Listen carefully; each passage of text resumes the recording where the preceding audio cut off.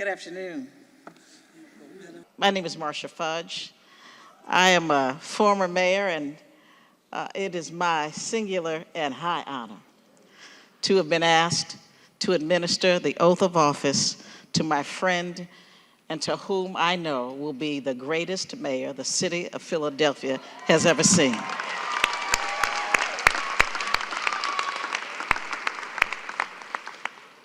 And to her family, having been a mayor, it is not easy. You know, people say it's lonely people say it's lonely at the bottom. It's lonely at the top. So stay with her. Have her back. I'm going to ask you at this time to please say aye and state your name. I, Cherelle Parker, Do solemnly swear do solemnly swear that I will support, that I will support, obey, and defend obey, and defend the Constitution of the United States, the Constitution of the United States, the Constitution of the Commonwealth of Pennsylvania, the Constitution of the Commonwealth of Pennsylvania, and the Philadelphia Home Rule Charter, and the Philadelphia Home Rule Charter, and that I will and that I will discharge the duties discharge the duties as mayor as mayor of Philadelphia of Philadelphia with fidelity. with fidelity. Congratulations.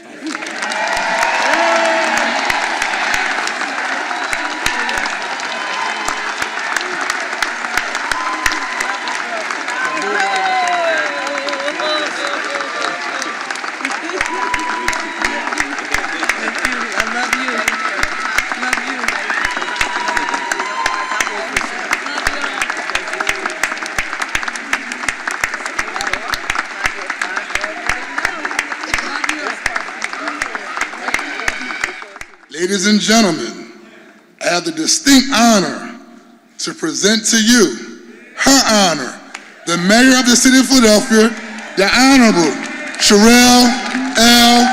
Parker.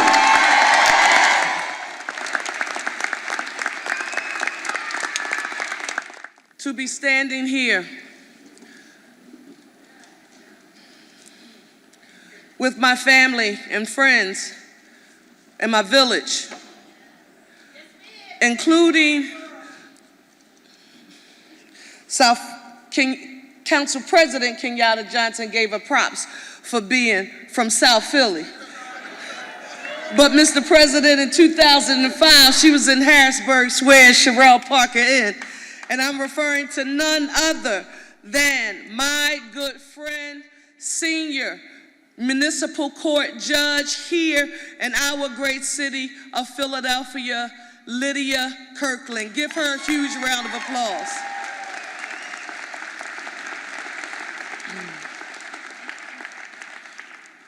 To have my oath of office administered today by none other than the Honorable Mayor L. Fudge. You need to know that, she was so humble when she just came up here. But I was 2 years young in this dynamic sisterhood called Delta Sigma Theta Sorority Incorporated when she became our 21st national president. And for my sorors who are in the audience and also my Divine Nine brothers and sisters, you know how sacred this moment is for me right now to have her here with me. You heard her mention that she was a former mayor, but as usual, what she didn't tell you is that she was the first female and the first African-American mayor of Warrensville Heights, Ohio. She's the former congresswoman from the 11th district, and she is currently the 18th Secretary of the United States Department of Housing and Urban Development, but she's here today in her own right. Did I say it right? This is surreal. I could have never have imagined this. Thank you, Jesus. Soror Shirley Ralph, where are you? Thank you. You cut your vacation short to be here. You could have been in Hollywood right now, but you chose to be here. And I want you to know that I'm grateful. Let me start by thanking my Lord and Savior Jesus Christ, for whom all things are possible. And for those of you who know me and you know my life, you know that's not a line for me. I wouldn't be standing here today were it not for the grace and mercy of God. It is with that in mind that I say Happy New Year to you, the great city of Philadelphia. To our Council President Johnson, newly elected Council President Johnson. It sounds good when we say it. Say Council President Johnson. This is going to work out well, Mr. President. We know how to do this thing called call and response, so we're going to be able to get a whole lot done together as partners. Give our Council President a huge round of applause. To him and to all our members of City Council, the leadership, and all of the members who were elected, to our faith leaders who are present, all of our row officers, thank you so very much for being here, and congratulations to each of you. I also want to say to our former mayors who are here, some could not be here. Former Mayor Green, Mayor Good is here, trailblazing, trend-setting, history-making, first black mayor of the city of Philadelphia, W. Wilson Good is here. Want to acknowledge Mayor Rendell and to Mayor John F. Street, who made the Neighborhood Transformation Initiative a thing people will never forget. Mayor Nutter could not be here, but he visited me yesterday. And to my good friend, the 99th mayor of the city of Philadelphia, a gentleman who made improving parks, rec centers, and libraries his number one priority, but he also understood that if we would give 3- and 4-year-olds throughout the city of Philadelphia access to the opportunity to get an early childhood education, that by the time they got into kindergarten when they were 5 years old, they would be prepared to compete with children who had come from more privileged families. So when people ask you about his legacy, I want you to tell them about Mayor Jim Kenney's effort to educate our children, and not just through Rebuild, but through Philadelphia PHL Pre-K. Give them a round of applause, please.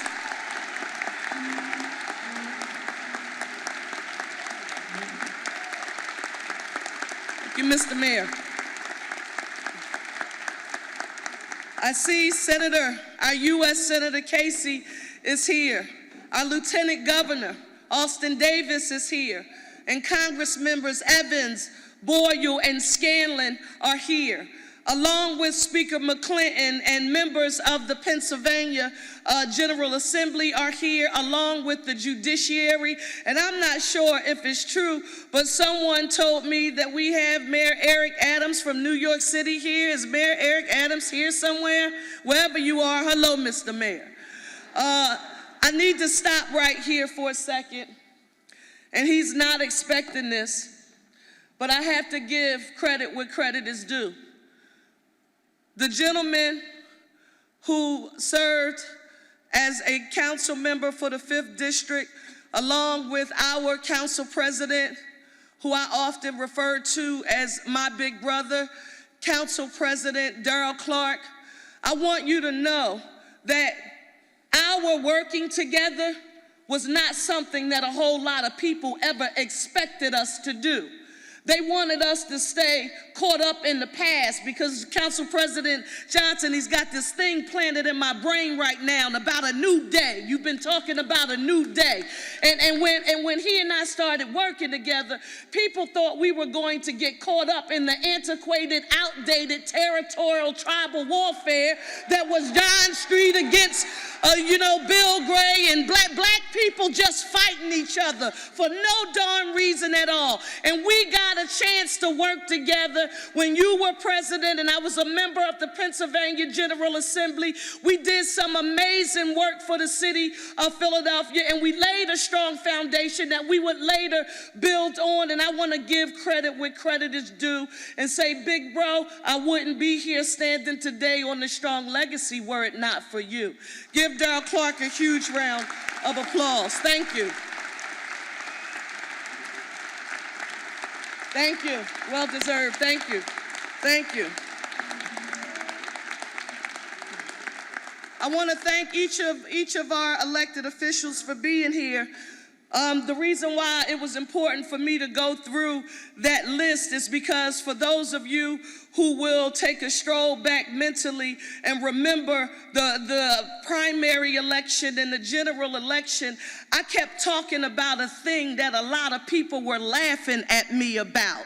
It was called intergovernmental cooperation and planning.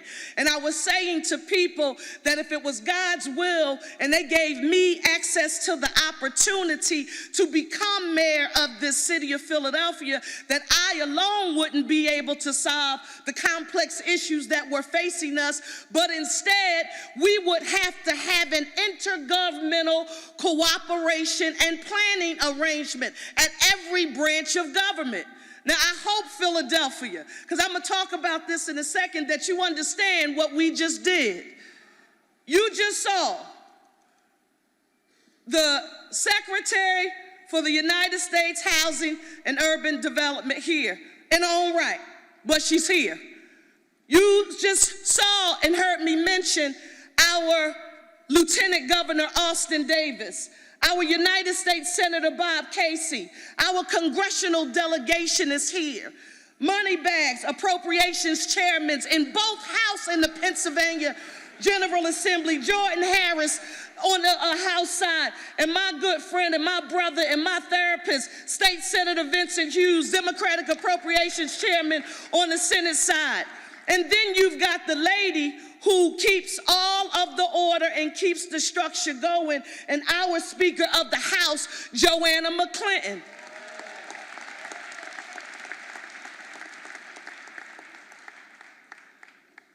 If we miss this opportunity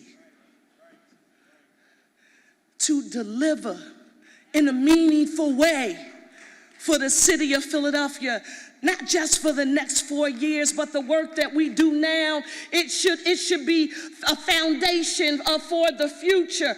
Our children should be saying in every neighborhood that they go to, wow, we saw on a video, well, they don't even do videos, they streamed it, whatever they did will do for this day in the future. And you know, some of the things that they talked about, they got done. Council President Johnson, to every leader whose name I just mentioned, if we don't get, I'm not talking about incremental change. I'm talking about bold, transformative steps that when people walk outside of their houses, they can touch, see, and feel the results of our labor. If they don't see it, it's on us. I want to congratulate each and every member who was sworn in today. Your victory in a new term that begins today. I want to stop now and thank Philadelphians for giving me a chance to earn their support and for believing in me and my vision for the future of our city. When I started on this campaign, I wasn't going to say it, but I'm going to tell. Don't get mad. Sincere and Aaron are hollering at me somewhere. When I started out on this campaign, I want you to know that you crisscross the city and you talk to different constituencies. And sometimes you will talk to a people and primarily the group will be based on race, a black group or a white group or a Latino group, or it will be a low to moderate income community. It will be a wealthy community or a working class community. And we had some experts who came to try to offer our little scrappy campaign some advice, because we weren't the biggest candidate in the field. And they said, well, what you should do is you should tell her that if she wants to win, when she goes to the Northeast, she should talk like this.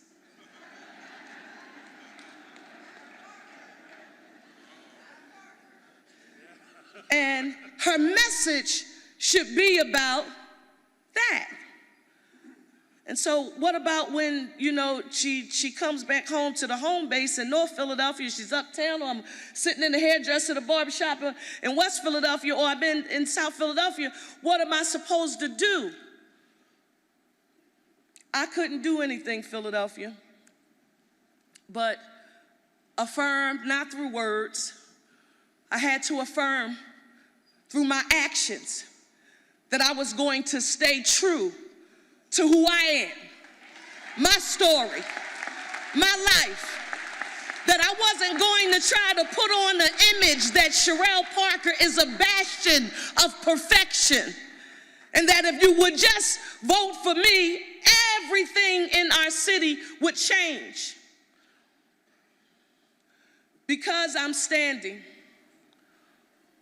on the shoulders of a people who prayed for me in the midst of it all. I could only be here because you, the people of our great city of Philadelphia, from all walks of life, who picked up what I put down when I said I won't allow race, class, socioeconomic status, zip code, religion, sexual orientation, or identity, that I would not allow any of that to change my message to you and or who I am. So on the day,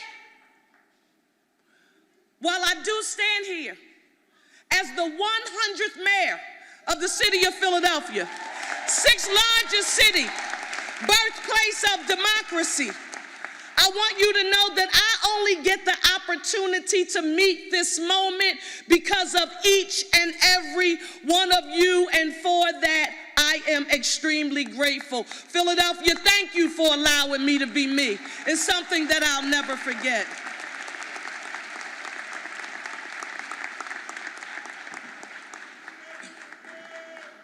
When I started talking about my background, y'all remember probably one of the first intros, people were asking me, we don't really see people doing that a whole lot. Like, why are you?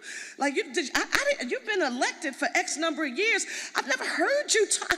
I never thought you had a life that was so difficult, Cherelle. I mean, you've never said anything out loud like that before. Like, why hadn't you shared it? Well, where I come from, you do what you do, but I don't want any unnecessary, sorrow or sympathy for me. I don't want anybody lowering expectations, because you know that life for me ain't been no crystal stair, so I just didn't talk about it a whole lot. But because I've shared it, I hope that everyone in this city will see something of themselves in me, and that you will have confidence, and that you will absorb a certain amount of grace that I know I get from you, that confidence and grace that will help me lead our city, and I hope that will help you help move our city forward. I want to say this to my young prince. Another thing people didn't want me to say out loud. My young prince, my son, my only child. Guess what? I told our first lady that as soon as he held the Bible, he said, Mom, he's so over this. He said, can I leave now? He's probably with Council President Johnson's children right now. But wherever you are, Langston, if you're under the sound of my voice and you can hear me, I want you to know that Mommy and Daddy love you more than anything else in this world. People were so shocked when they learned that my former husband and I worked extremely hard together, co-parenting our son, and they expected me to just whisper about it or walk with my head, held down and not my shoulders back. But I just said, after I talked to people, you don't know how many people else, other folks like me it is out there, because people were coming up to me saying, Cherelle, I know it's possible right now. I think I'm going to pick up the phone and call y'all. I mean, y'all got along so well. I told them, don't be getting no fancy ideas. But we do work well in co-parenting our son. Langston, we love you. I don't care what mommy does in her professional life. Our most important role, Ben Mullins and I, is as your mother and father, and we won't allow anything to get in the way of that. No career, no job, no service, nothing will take away from our bond, and nothing will ever take me away from you nor your father. We love you. I want to start on my message today by saying to each of you that by every statistic imaginable, I am not supposed to be standing here today. Why? Because it is true, for those of you who read it, I, Cherelle Parker, was a child who most people thought would never succeed.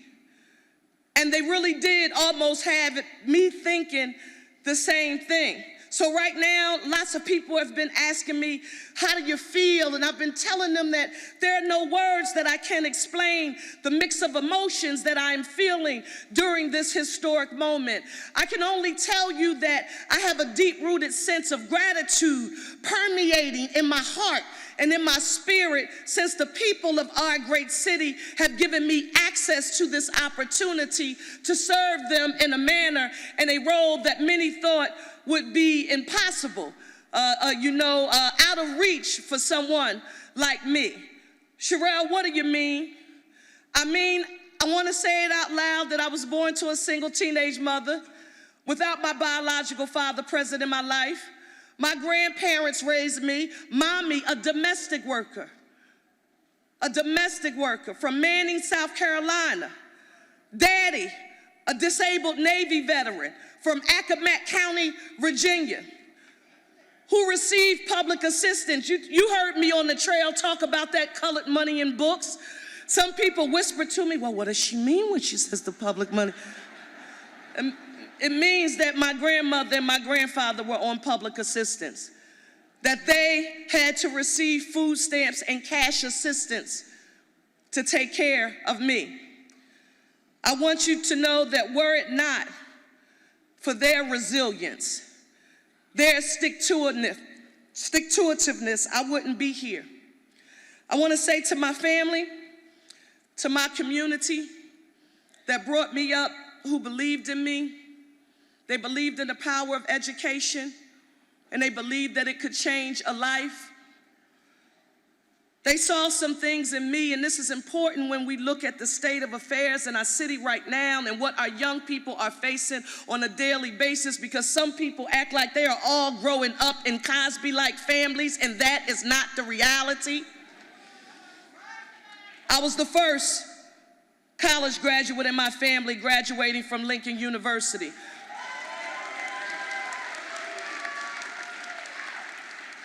I was the first graduate of an Ivy League institution acquiring a master's degree from the University of Pennsylvania. Then I went on to a career as a certified secondary English teacher. And for all the English teachers or teachers in general who are in the audience, don't forget to let people know how hard you work. Let them know you are NTE passed and Praxis passed teachers, and you are doing extremely hard work in our classrooms. I say all of this to let you know that two quotes are the foundation of the work that you've seen me do throughout my career. And if you, when you walked in, you looked on your seat, if you got a book that was an action plan on the back of your seat, raise your hand so I can see if they gave out the action plans. Okay, I want you all to think about Sister Dr. Maya Angelou and a quote that she was often stating as she traveled across the country. She said that in life, people will forget what you said. People will forget what you did. But people will never forget how you made them feel. The second quote comes from one of my favorite civil rights activists and authors, and it's none other than the brilliant James Baldwin. And I truly think, and I want you to think about this through the lens of Philadelphians and what they think about those of us who are here on this stage who are elected and who work in government, and they see us putting our hands on Bibles and getting sworn in, but they go back into their neighborhoods and they're thinking about these promises that we've made, but they said, what about me? I don't see it. And so James Baldwin, he was often quoted as stating when people said that they supported civil rights, but he hadn't seen it, he would say, I can't believe what you say because I see what you do. I can't believe what you say because I see what you do. Now I want you to let those two sink in and to hear from my mouth to your ears that I cannot do this alone. I did not get to this stage by myself. I believe that right now and at this very moment, and I mean this with all my heart and spirit, there's a block party going on in heaven right now. And my ancestors are saying right now, even my mother and my father, took a lot of hours of therapy to say my biological father. They are saying, my single teenage mother and him, thank you, God, for being the vehicle that allowed us to bring Cherelle in the world. He even used them. My grandmother and my grandfather are listening, and Daddy is saying, Mary Mason, don't you talk so long. Some people, they don't even know, young people, they don't even know who Mary Mason is. But Daddy, that was my grandfather's nickname for me. And my great Aunt Vi and my great grandmother, Big Mert, from 31st and Lehigh. They are all saying, she may not have thought that it was fair, but all of our hard work, the fruits of our labor, look at what it's yielding right now. But this is what she better not ever do, because we'll come down from the heavens and touch her. If she ever thinks that any title she acquires, any academic credential she assumes, any professional development that she gets, any ounce of power that she gets, if she begins to get caught up in reading the headlines and getting used to people calling her Madam Mayor and feeling a tad bit haughty, we will touch her and remind her that the gifts that have been placed in you are not simply for you and your own personal advancement, but you are to use them to motivate, inspire, and encourage others and make a difference in the lives of the people of our great city. It is with this in mind that I want to make sure that I talk about what I promised to the people of the city of Philadelphia. I want to acknowledge that promise, but I also want to acknowledge the shoulders who I stand on. Other women in this city who blazed the path before me, who showed me the way. I couldn't make a promise like that which I am about to refer to had it not been for a lady named Augusta Alexander Clark, Augustie Clark.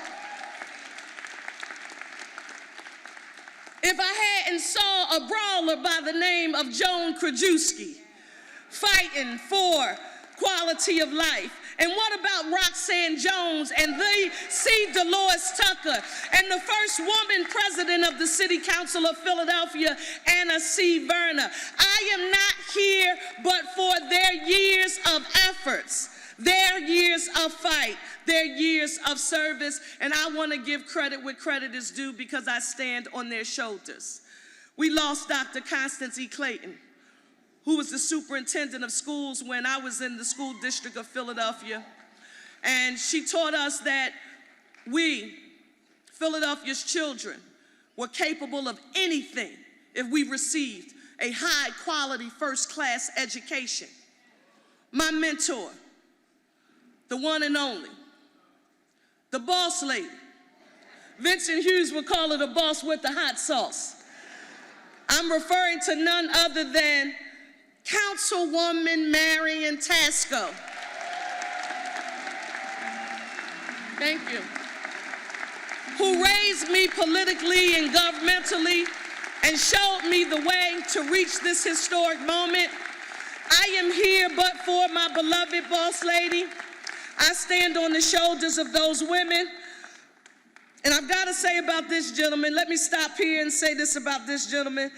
You hear me talk about intergovernmental cooperation and working in a bipartisan manner. I'm not sure if Republican State Senator Ward is here, or Leader Pittman or Leader Cutler or any of my Republican friends from Harrisburg are here. But I want you to know that I would not have known the value and why it was so essential for a Democrat from Philadelphia to have a relationship with a Republican who may have come from rural Pennsylvania, had it not been for a guy who, when he got elected, I was 8 years old. He was tall and thin and had a whole lot of hair.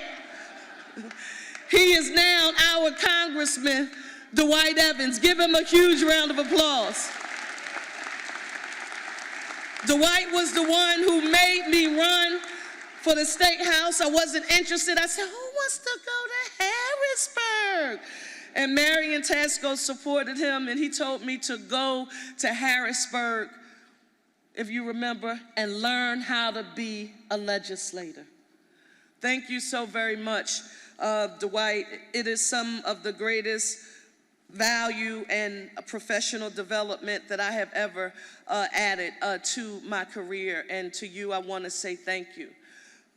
You all are familiar with Sonia Sanchez, the great poet, and she had a poem called Love Colored with an Iron Lace, and that is who these women are, and Dwight Evans is to me. It is because of them and because of their faith in me and your faith in me that I am standing here today. However, my Aunt Brenda is here. I don't know where she is. She said to me, so you are about to do something special and become the first woman, the 100th mayor, and the first little black girl from the 1900 block of Penfield Street to become mayor of the city of Philadelphia. And she says, well, what are you going to do when even before you get started, there are naysayers who doubt the ability to turn the challenges that this city is facing around? What are you going to do when you are trying to move forward and proffer solutions, but all some folks seem to want to do is to wallow in all that is wrong and discuss all of our woes as if where we are now is where we will have to be? What are you going to do when that happens? I made sure that I said to Aunt Brenda, and I want you all to hold on with me here. When you hear me begin talking about implementing the action plan that you have a tangible copy of, the reason why you have a copy of it is because it's a commitment to you, and that means I'm going to get it done because we gave our word. And when we are working to implement the goals that are included in that plan, and you hear some people doubting us before we even get started, I want you to say to them, don't throw shade on my Philly shine. And the reason why this is important is because sometimes we forget who we are. With all of our greatness, we forget what a mighty city that we really are. And so I want to say that that promise that I made to people here in our city of Philadelphia, that when I swore this oath as Philadelphia's 100th mayor, first woman to hold the office in 341 years, that I would do so with humility, with respect for the 99 who came before me, and with a solemn promise that if we work together, Council President Johnson, members of this body, along with each and every one of you, we would make Philadelphia the safest, cleanest, greenest big city in the nation with economic opportunity for all. I delivered that vision to you, members of this audience, residents in our great city of Philadelphia. You have responded in the affirmative, and for that, I want you to know I'm grateful. I know it's a tall order, but we don't want people doing what I call becoming expert AOPs. You know them because you have them in your own lives. These are expert articulators of problems. They can go around and around and around in a circle telling you about a problem, but they are very, very, very short on delivering solutions. They will, it's a thing. They will begin to remind us that, yes, it's true, a quarter of our citizens are living in poverty, that despite the progress in lowering the number of homicides, we still have far too many senseless shootings, too much gun violence, and too many illegal guns on the streets of Philadelphia. We know that our neighborhoods, they too have been struggling under lots of blight, illegal trash dumping, and nuisances that in essence degrade the quality of life and enjoyment of our blocks and of our communities at large. What I'm here to mention to each of you today is that we are going to be laser focused on developing and implementing solutions to address our challenges, and we're going to solve them for the people of our city. Because guess what you deserve to see? And this is going to sound like a novel idea. You deserve to see your tax dollars at work in your neighborhoods in a way that you can all see, touch, and feel. You deserve policies that come from the ground up with the community involved at every step of the way. Gone are the days where we spend our time and energy focused on people, places, and things that encourage us to wallow in our woes. Hear me, we will not feed into that. As you've heard me say, we are proud Philadelphians, and I hope you have watched what we've been putting down recently. If you pick up that action plan, you will also know that in recent weeks, we have assembled a team of cabinet members for my administration. And if you put them together, this group of men and women, they are bright, they are sharp, they are focused, and they all share one common denominator. Guess what they have in common? They all have a can-do spirit. They have a how spirit. They have we must rid our city of this culture of no in everything that we are trying to achieve. I want to make sure people know this. Nobody should ever come to me and tell me, Cherelle, I don't understand why we are changing the way we sharpen the pencils. We've been sharpening the pencils this way for 35 years, and I sharpen 10 pencils a day using the rotary pencil sharpener. And this is the only way we know how to sharpen pencils here in the city of Philadelphia. I want you to know that you will have lost my attention.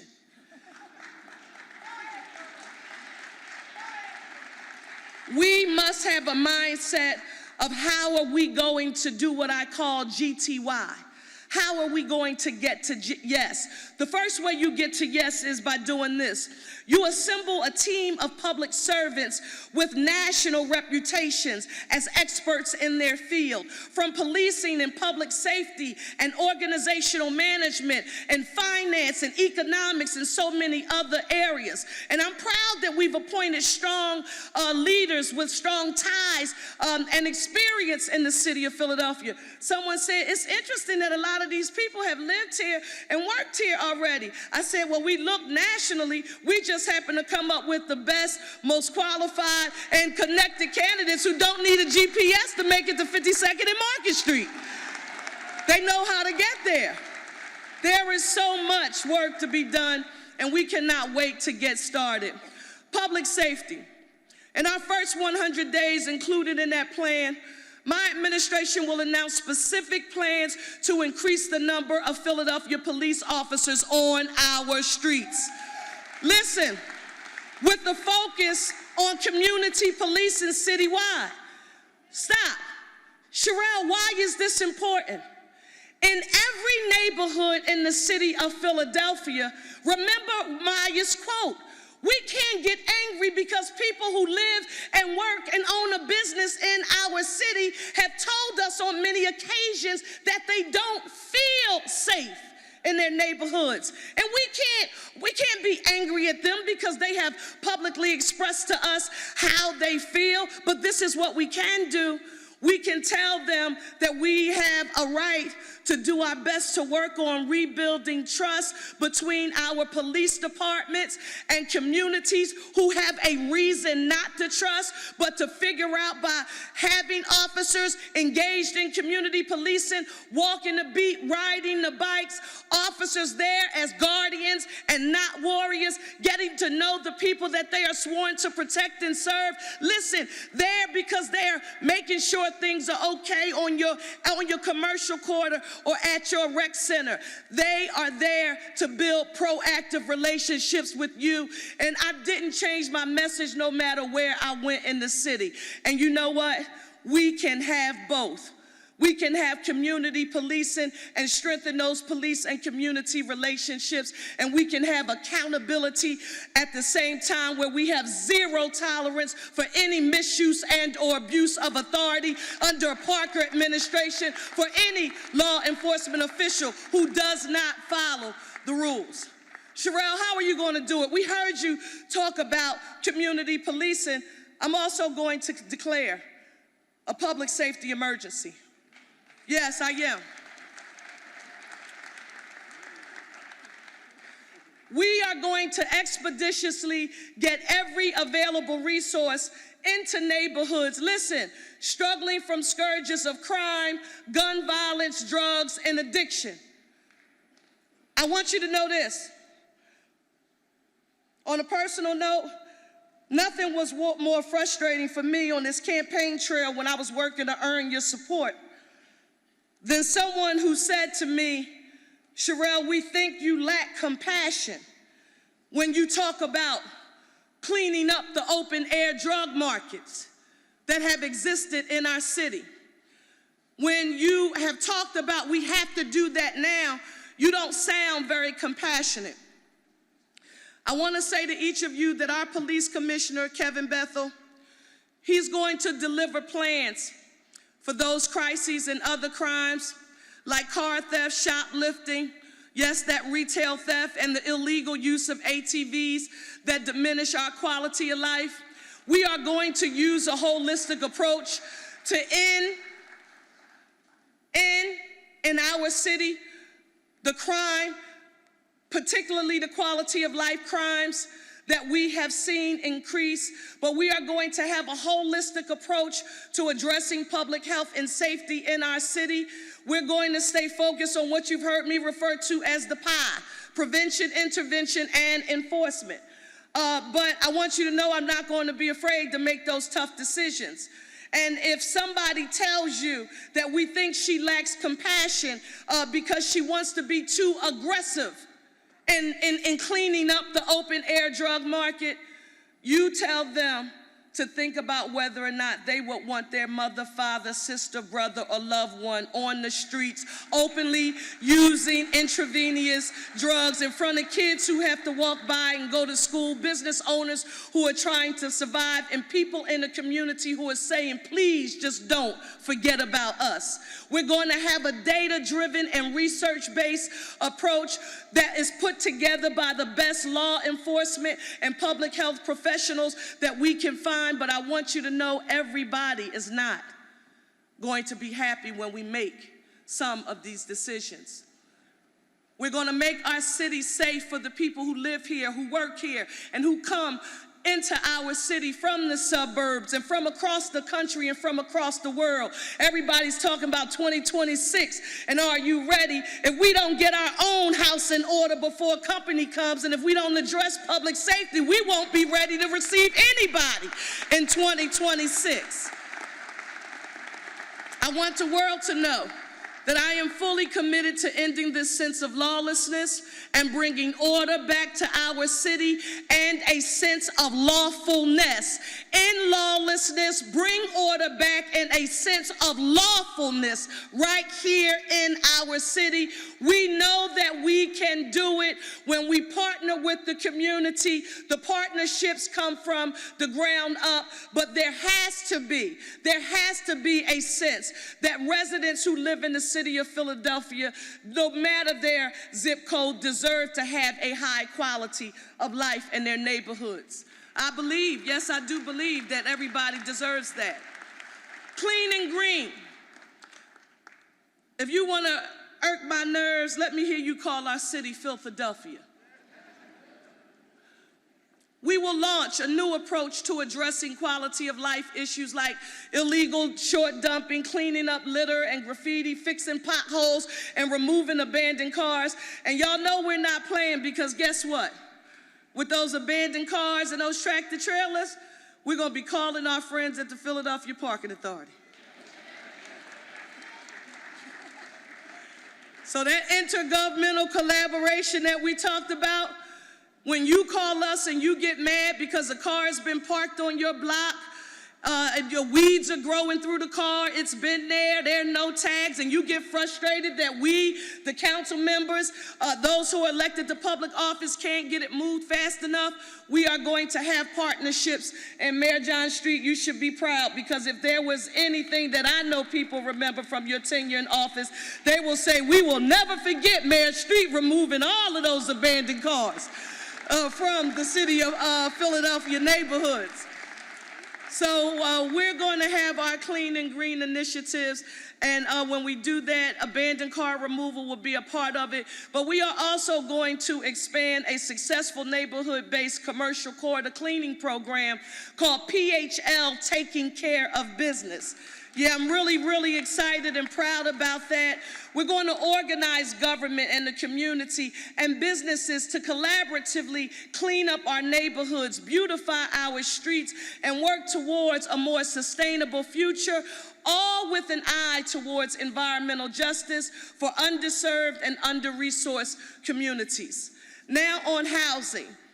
We are going to create a one front door opportunity for residents to access all city-run home improvement programs in one place at one time through one application. We will develop a vision of what I've referred to as affordable luxury. That is, affordable homes with high-end fixtures for homeowners and renters. We're going to preserve and build more affordable housing, and I talked about a goal of building 30,000 more units of housing, and we're going to provide more support for small businesses. Now, we're going to also do this, and you need to know that's something to be excited about, because what I'm about to say next, some people are going to say, is this really going to get done? We've already started this. We're going to order a top-to-bottom review of the city's land bank to better understand the challenges of developing vacant and city-owned property. And we're going to work to improve that process. If you're like me, I think it's unconscionable that we could have city-owned land and talk about having an affordable housing complex. We have to do what I've learned how to do. Bring everybody at the table at one time. That means we have to call our state partners and say, please bring PHFA to the table. Call our federal partners and say, please bring HUD to the table. We need our Office of Planning and Development at the table and every office associated with the city. And we have to be intentional about ensuring that the same old actors who have gotten an opportunity to develop these very own properties and build wealth by developing these properties in the land bank bank, that long-term owner occupants, particularly black and brown people who live in neighborhoods throughout our city, they too deserve access to the opportunity to become developers and build wealth in their city. It's not an either or. If we work together, it's an and. We'll need the building trades. We will again need all of our federal, state, and local partners, and we're going to need the best and the brightest housing, counseling agencies, and quite frankly, members of the development community who are interested and make a solemn commitment that they do want to be a part of growing the future of Philadelphia. Next, we want to talk about economic opportunity. People have often asked me, how and why do you think you're standing today? I'm standing because my education and my village and my training helped to put me on a path to self-sufficiency. We want all people on a path to self-sufficiency here in the city of Philadelphia, but they can't do that without access to an economic opportunity, a career, learning new skills so that they can earn a living wage, have health care, earn retirement security, and take care of their families. And I want each and every one of you who are here today to know that we can't do that without the business community. I've been so frustrated over the past few years. There have at times when I've seen this us versus them attitude as it relates to business, as if Philadelphia doesn't need businesses open here in our city. When you take a look at our revenue that we generate to pay bills here in the city of Philadelphia, and you realize what a significant contribution wage, business privilege, and net profits tax bring here in the city of Philadelphia, you know we need to do what I'm about to state for the record.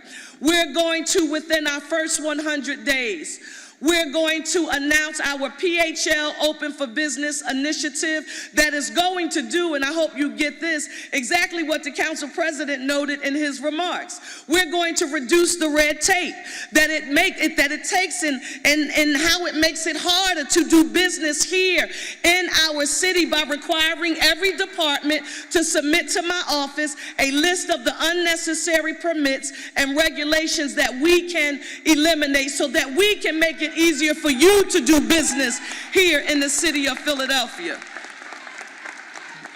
So while I've seen a lot of people over the years stand up and give great speeches, I've always been a tangible based outcome person. On day one, we want the business community to know that Philadelphia is officially open for business. We are open for business here in the city of Philadelphia. This is also something that we're going to do. We're going to eliminate the college degree requirements for many City of Philadelphia jobs so that people with real lived life experiences, that they can lend their expertise toward making our city better and open up the door for those good paying job opportunities. Listen, right here in the City of Philadelphia's government, we can do that now. We've done that. We've started to do that already here in the city of Philadelphia for some employment opportunities, but we must do that across the board. We can follow in the footsteps of Maryland, along with our great Commonwealth and our governor, Josh Shapiro, but we want to make sure that we remove any barriers to access to opportunities that don't allow our people to be put on a path to self-sufficiency. We are really excited about this agenda. We're excited about under economic opportunity having something that we've never had in the city of Philadelphia before. People seem to have us focus on measuring these numbers in diversity, equity, and inclusion. And a lady named Della Clark and a guy named Cherelle L are beating me over the head all of the time saying, if you don't make it somebody's job to monitor the success of minority-owned businesses, we will never be able to advance and make the case for the capital that we need. Because it's not another program, it's access to capital to move these businesses along. So we're going to be focused on minority business success.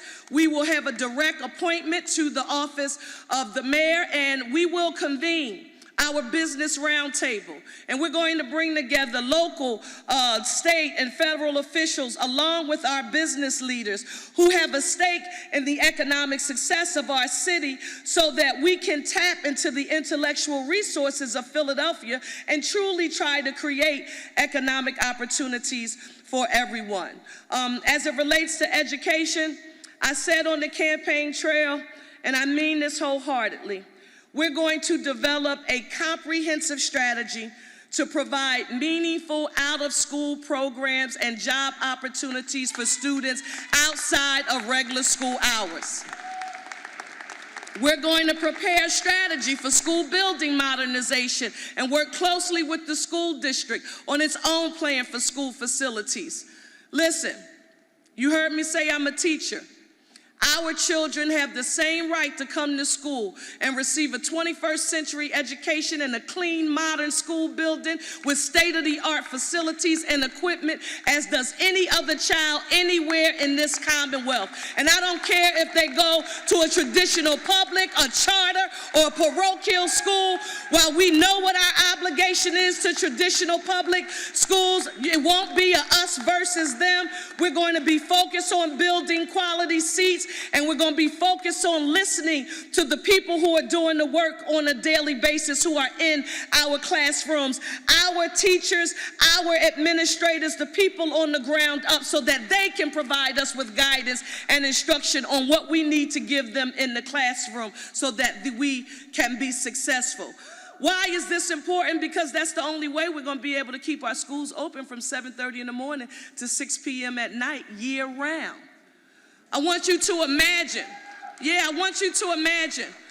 the academic enrichment programs and the job programs, workforce development, again, the building trades. If we're building new schools, training our children to build those schools. If we're building new housing, affordable units or market rate. How about training our young people to be prepared for those opportunities? We have exceptional colleges and universities so that high school graduates are ready to enter the workforce.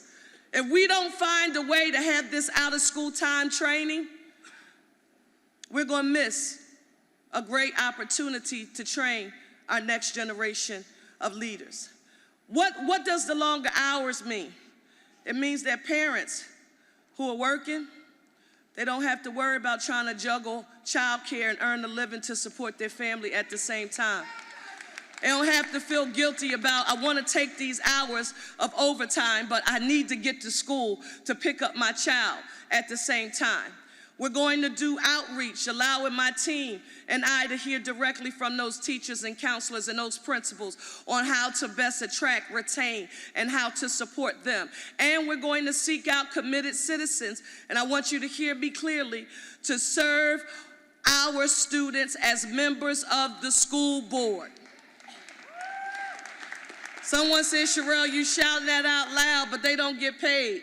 It's one of the most important acts of public service that you could ever contribute to the city of Philadelphia, and we just need more people to consider having access to the opportunity, and not only those people who can afford to sort of mount some kind of campaign.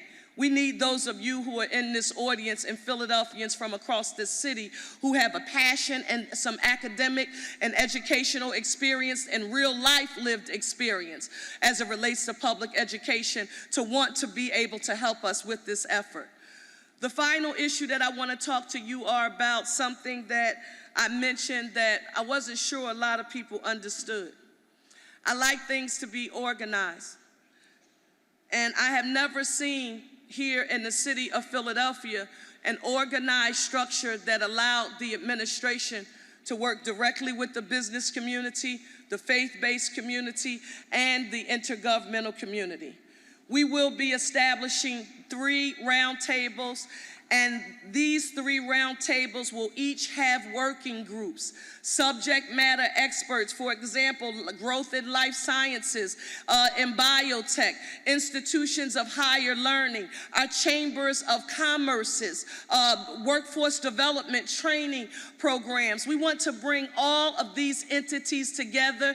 The people who will be announced very shortly, who have been selected to become a part of the Mayor's Business Roundtable, we will announce them shortly, but we are going to lean on this group of individuals along with the business community at large to help us solicit and develop better ideas for how City Hall can serve all of the different constituencies and needs of our diverse city. Let me be clear again, these roundtables will have active vehicles to make and implement new policy in this city.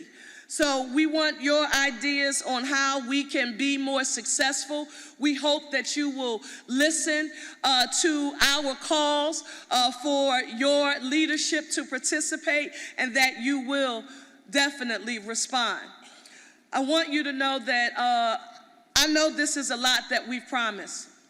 All this we promise we do, and more. And I believe in a city government that our people can see, touch, and feel, with visible actions helping people at the neighborhood level.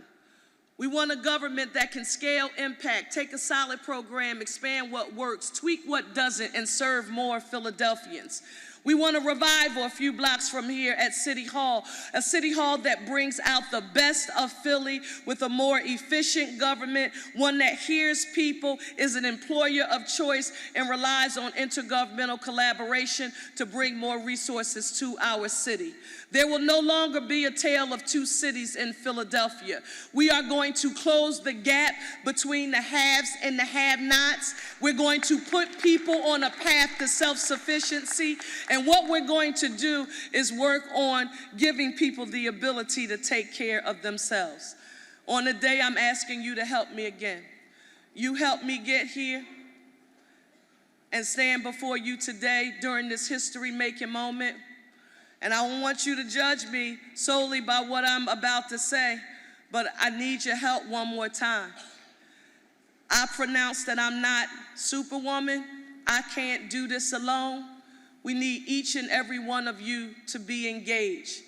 When you get a call from your city government asking you to serve on a committee or on a board, especially when it comes time for us to get into neighborhoods. And we talk about, having our faith-based roundtables, conduct informational meetings about educational and employment opportunities with the city of Philadelphia. We need those blocks organized, and we need you engaged. And it's going to take all of us, the entire city. With that being said, Philadelphia, I want people of every race, class, socioeconomic status, and gender, every religion, all coming together. I know you will join me. I have all of the hope in the world that you will join me. I hope you've been feeling a sense of renewed energy. People have said it to me, Cherelle, we feel something that we haven't felt in the city of Philadelphia in a very, very, very long time. And I've said to them, thank you. But if you don't want that feeling to go away, you got to make sure you're willing to roll up your sleeves and go to work with us. Philadelphia, I thank you so very much for this opportunity. I want you all to say this with me. Now, you've heard it referenced today. The vision was safer, cleaner, greener, with access to economic opportunity for all. But if we all work together, I said that we would be working to build one Philly, a city united. But it's not real unless you say it with me. Everybody put your ones in the air. Just like this, put your ones in the air. Let me hear you all say, one Philly, a united city. I love you, Philly, and together we're going to get to work. Thank you.